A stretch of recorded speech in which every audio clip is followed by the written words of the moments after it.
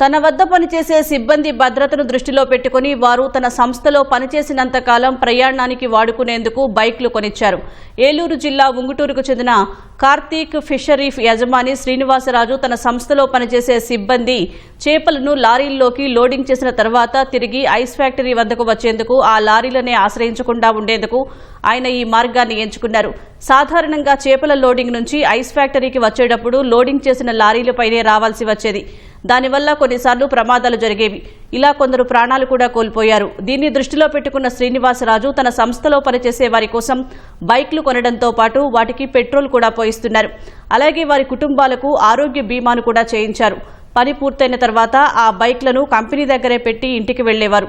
శ్రీనివాసరాజు తీసుకున్న నిర్ణయం పట్ల కార్మికులు సంతోషం వ్యక్తం చేస్తున్నారు. చేపల ఫీల్డ్ మొత్తం మీద మన ఈస్ట్ అండ్ వెస్ట్ గోదావరి ఈ కృష్ణా తప్పితే బయట ఎక్కడ ఇన్ని చావులైతే లేవు. ఏ స్టేట్లోనే కూడా ఎక్కడా కూడా లారీలు ఎక్కుతారు. మార్కెట్లో మనం అన్లోడింగ్ చేస్తాం, అక్కడ లారీలు ఎక్కరు. తర్వాత ప్యాకింగ్ అయిపోయిన తర్వాత హైవే ఎక్కిన తర్వాత కూడా ఇబ్బంది లేదు.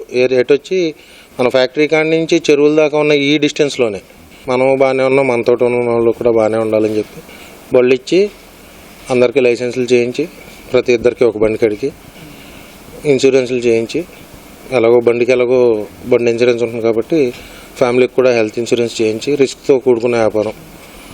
ఎందుకు వాళ్ళు ఇప్పుడు ఇలా అవుతేనే ప్రాణం అనేది కాదు, కానీ మన వంతు సేఫ్టీకి ఏదో ఒకటి చేయాలి కదా అని మనం ఇచ్చిన బోర్డులో ఇదో వాళ్ళకి లైఫ్ కాదు, కానీ మన వంతు ఒక అడుగు ముందుకేద్దాం.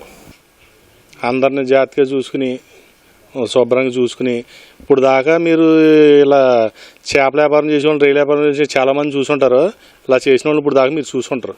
ఇంతమంది అలా ఉన్నారంటే బళ్ళు కొనిస్తాం ఇప్పుడు దాకా ఎప్పుడు జరగలేదండి. పూర్వం నుంచి ఎప్పుడు జట్టోళ్ళకి బళ్ళు కొనిస్తాం ఇలా చూస్తాం ఎప్పుడు జరగలేదండి. ఇదే ఫస్ట్ టైం చేయలేదండి. అదే అంటున్నానండి, ఇప్పుడు దాకా ఎప్పుడు చేయలేదు, ఇదే ఫస్ట్ టైం అండి. అందరికి బళ్ళు కొనిచ్చి వాళ్ళ ప్రాణాలు కాపాడుకుని ఆ పిల్లల చదువులకి అన్నీ చూసుకుని ఇవన్నీ చేసేది. ఇంతకన్నా ఈయనకన్నా ముందర వచ్చిన వాళ్ళు గొప్ప వాళ్ళు చాలామంది ఉన్నారు, కానీ ఇలా చేసిన వాళ్ళు లేరండి. వాళ్ళందరికీ ప్రమాద నిమిత్తం ఆయన చేసింది చాలా మంచి పని. ఇప్పుడు దాకా చాలామంది ఎవరో చేసలేరు, చేస్తారో లేరో కూడా నాకు తెలియదు. ఇలా అందరూ చేస్తే అందరికీ బాగుంటుందని చాలాసార్లు చెప్పడం జరిగింది. ఇది దూరం వెళ్ళాల్సి వచ్చిన పరిస్థితి అయితే కూడా ఏదైనా వెహికల్ అరేంజ్ చేసి దాంట్లో పంపడం జరుగుతుందండి. దాని గురించి ఆయన తీసుకునే విధానం కూడా చాలా మంచిది. తెల్లారిగట్లా బాగా లేకపోతే నైట్ 12ంటికి వెళ్ళిపోవాల్సి వచ్చేది. మా సార్ కొన్న బళ్ళు కాడి నుంచి ఏంటంటే ముందు లారీ వెళ్ళిపోవడం, తర్వాత మేము అందరూ కూడా శుభ్రంగా ఇంటికాడ రెస్ట్ తీసుకుని పొద్దున్న ఉదయం 6 గంటలకు వెళ్ళడం, తాయితీగా మళ్ళీ సాయంత్రం నీట్గా బళ్ళ మీద వచ్చి వెళ్ళడం చాలా ఆనందంగా ఉంది. ఒక డ్రైవర్ నిర్లక్ష్యమో లేకపోతే ఒక క్లీనర్ నిర్లక్ష్యమో ఒక లారీ ఏదైతే జరిగిందో నిర్లక్ష్యం వల్ల ఈ ప్రాణాలు ఎవరు కోల్పోకూడదని మీరు లేట్కి వెళ్ళినా పర్లేదు, పొద్దున్నే నేను ఇచ్చిన వాహనంలో నా మెయింటెనెన్స్లో నా బండిలో వెళ్ళండి, ఇబ్బంది ఏం లేదు అని ఆయన వరకు ఆయన మనస్తత్వంగా ఆయన చేసి మాకైతేనే, మా గుమస్తాలకైతేనే, మా జట్టులకైతేనే, మా కంపెనీకి అయితేనే ఆయన సాయం చేయడం జరిగింది.